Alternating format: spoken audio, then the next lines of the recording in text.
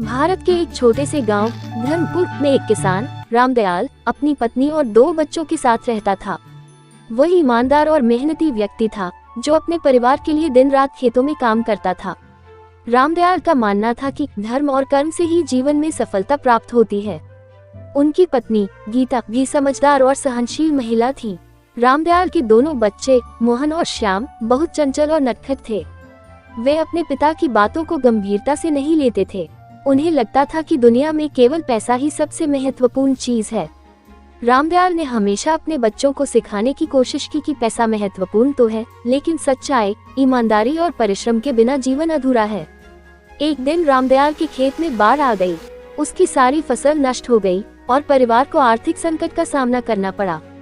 गांव के सरपंच ने रामदयाल को सुझाव दिया कि वह अपनी जमीन किसी साहूकार को बेच दे और गांव छोड़कर शहर चला जाए।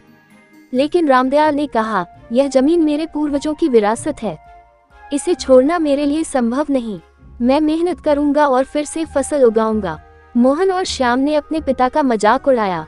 उन्होंने कहा, पिताजी, आप इतनी मेहनत क्यों कर रहे हैं?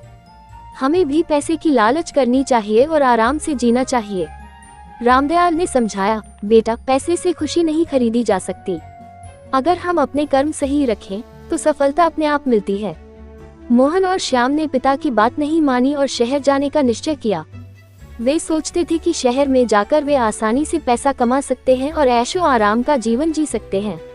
शहर पहुंचकर दोनों भाइयों ने जल्दी पैसा कमाने के लिए गलत रास्ता चुना। वे धोखाधड़ी और झूठ का सहारा लेने लगे। शुरू में उन्हें थोड़ी सफलता मिली और वे अमीर बन गए, लेकिन उनकी खुशी ज्यादा दिन नहीं टिक सकी। एक दिन मोहन और श्याम को उनकी धोखाधड़ी के कारण पुलिस ने गिरफ्तार कर लिया। उन्हें जेल भेज दिया गया। जेल में उन्होंने महसूस किया कि जो पैसा उन्होंने गलत तरीकों से कमाया था वह उनके किसी काम नहीं आया।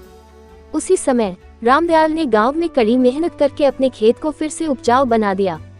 उसकी फसल अच्छी हुई और वह फिर से संपन्न हो गया। गांव के लोग उसकी ईमानदारी और धैर्य की सराहना करने लगे। मोहन और श्याम ने जेल से अपने पिता को पत्र लिखा और अपनी गलतियों के लिए माफी मांगी।